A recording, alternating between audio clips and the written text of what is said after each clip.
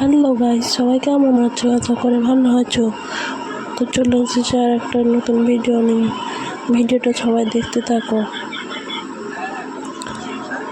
তো ভিডিওটা ভালো লাগলে লাইক, শেয়ার, কমেন্ট, সাবস্ক্রাইব করে দিও চ্যানেলটাকে। তো আজকে আমি কী রান্না করবো বাড়িতে সেই ভিডিওটা তোমাদের সাথে শেয়ার করলাম।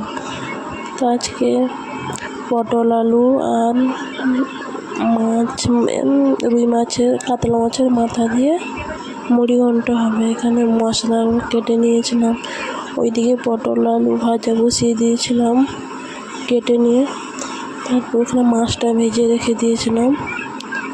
দেখুন আমাদের পটলটা লাল লাল করে ভাজা হয়ে গেছে, কেমন করে লাল লাল করে ভাজা হয়ে গেছে। তো পটলটা ভাজা হয়ে গেলে পটলটা নাম করে নিয়েছিলাম, তারপর আলুটা দিয়ে দিয়েছিলাম।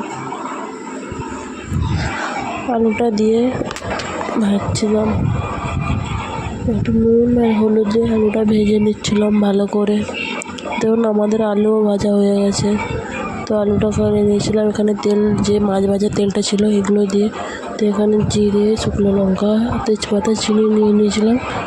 এখানে পেঁয়াজ, কাঁচা লঙ্কা, টমেটো, আদা, রসুন সব কিছু কেটে বেটে নিয়েছিলাম। তারপরে এখানে আমি প্রথমে চিনিটা দিয়ে দিয়েছিলাম, তারপর জিরে, তারপরে পেঁয়াজ কুচি, জিরে, তারপর তেজপাতা, তারপর পেঁয়াজ কুচি দিয়ে দিয়েছিলাম। দিয়ে ভালো করে ভেজে নিচ্ছিলাম পেঁয়াজটাকে।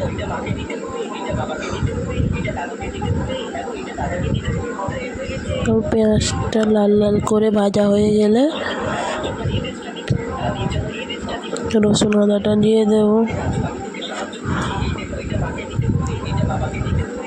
পেঁয়াজটাকে লাল লাল করে ভেজে নিই।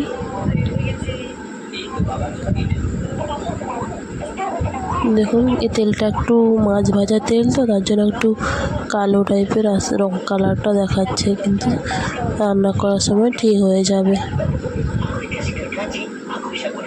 তো কার কার পটল আর মাছের মাথা দিয়ে মুড়ি ঘন্ট ভালো লাগে কমেন্ট করে জানাবেন। তো এখানে আমাদের পেঁয়াজ ভাজা হয়ে গেছিলো। রসুন আদাটা দিয়ে দেবো, দিয়ে ভালো করে রসুন আদাটা ভেজে নেবো, যাতে রসুন আদার কাঁচা গন্ধটা না থাকে।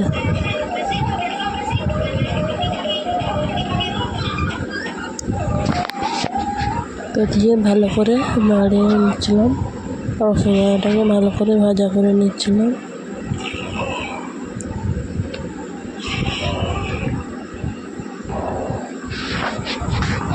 দেখুন আমাদের রসুন আদা পুরো ভাজাই হয়ে এসেছে।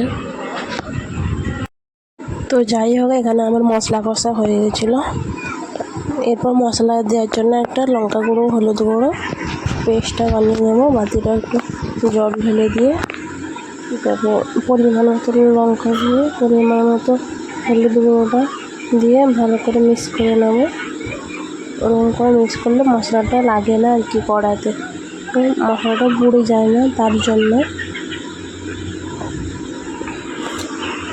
তো যাই হোক, আমার ভিডিও যদি ভালো লেগে থাকে সবাই একটু সাবস্ক্রাইব করে দিও।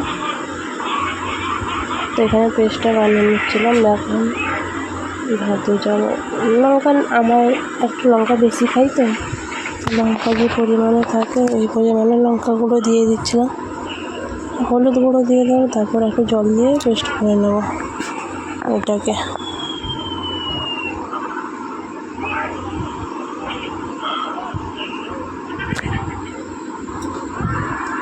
তো আজকে অনেক দিন ধরে বলছিল বাড়িতে সবাই যে পটল আলুর মুড়ি ঘন্ট খাবে, তো আজকে নিয়ে এসেছে, তার জন্য বানালাম, তোমাদের সাথেও শেয়ার করলাম।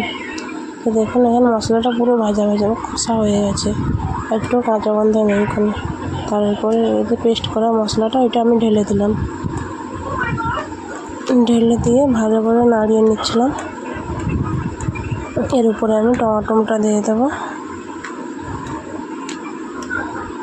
টমাটোটা দিয়ে, কেননা এর উপরে দিলে একটু মশলা টমাটোটা একটু ইয়ে টাইপের থাকে আর ভালো লাগে আর খেতে, তার জন্য। তো এখানে আমি একটা টমেটো কেটে দিচ্ছি, তোমরা তোমাদের পরিমাণ মতো দিতে পারো। দেখুন এখানে আমি মশলা হয়ে গেছে, আর নুন দিয়ে দিচ্ছিলাম পরিমাণ মতো।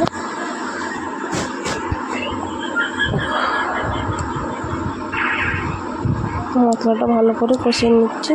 দেখুন কেমন করে তেল চলে যাচ্ছে, আর কেমন একটা অনেক সুন্দর একটা কালার এসেছে। মশলা এবার কষা হয়ে গেছে, তো এবার পটল আলুটা আমি ঢেলে দিয়েছি। ঢেলে দিয়ে ভালো করে কষিয়ে নেব, যাতে মশলাগুলো একবারই পটল আলুর ভেতরে ঢুকে যায়, সেভাবে কষিয়ে নেব।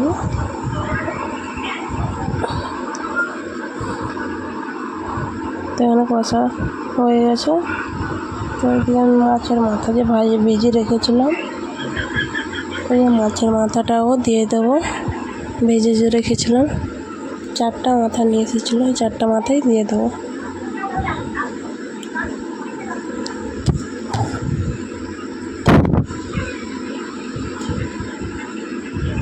হয়ে আছে, আমি মাথাটা দিয়ে ভালো করে ভেঙে ঘুরিয়ে দেবো। মাথাটা দিয়ে দিচ্ছি, এবার আরেকবার ভালো করে কষিয়ে নেব। এগুলো মশলাটা একটু ভালোভাবে কষালে রান্নার টেস্টটাও ভালো হয় আর কি, তার জন্য একটু বেশি করে কষিয়ে নিলে ভালো হয়। তো কষিয়ে নিচ্ছিলাম, তো হয়ে গেছে। আমাদের মনে হচ্ছে কষা হয়ে গেছে, এবার জলটা ঢেলে দেবো।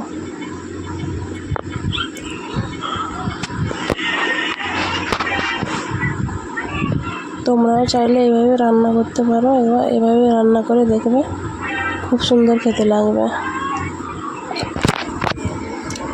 এটা কি সুন্দর একটা স্মাইল হয়েছিল যখন আমি কষাচ্ছিলাম। তো যাই হোক, আমার কিন্তু পটল আলুর আর মুড়ি ঘন্ট খুবই ভালো লাগে খেতে, তাই জন্য আজকে রান্না করলাম। সবসময় হয় না তো, যখন তখন আনা হয়। আর এখানে তো তেমন একটা শাক সবজি ভালো পাওয়া যায় না দিল্লিতে, বেশি ভালো মাছও পাওয়া যায় না, শুধু ফ্রিজের মাছ পাওয়া যায়। ওই জন্য আর কি বেশি মাছ টাছও আনি না।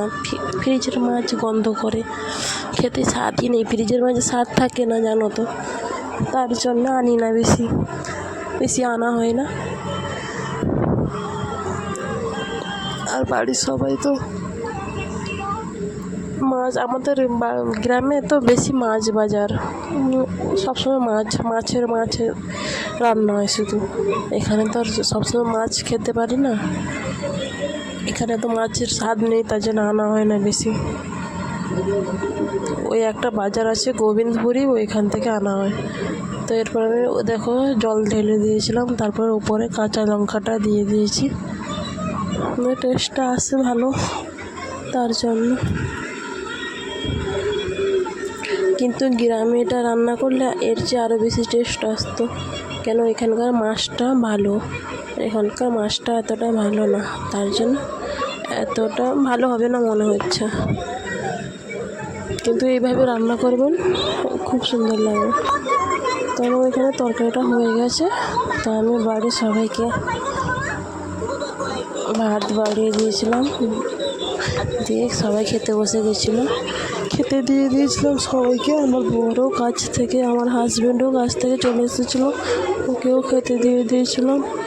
দিয়ে বাসন টাসন ধুয়ে একটু ফোন দেখছিলাম, তারপরে শুয়ে পড়েছিলাম আর কি। আজকের ভিডিওটা এই পর্যন্ত। যদি ভালো লাগে একটু চ্যানেলটাকে সাবস্ক্রাইব করে দিও ও নেক্সট ভিডিও দেখার জন্য। ও ভিডিওটা লাস্ট পর্যন্ত দেখার জন্য সবাইকে ধন্যবাদ। আর আমার যদি এরকম রেসিপি দেখতে চাও তাহলে সবাই কমেন্টে জানাও, সবাই কমেন্ট করে জানাবেন, ঠিক আছে? তো আজকের মতো টাটা, ভালো থাকবেন।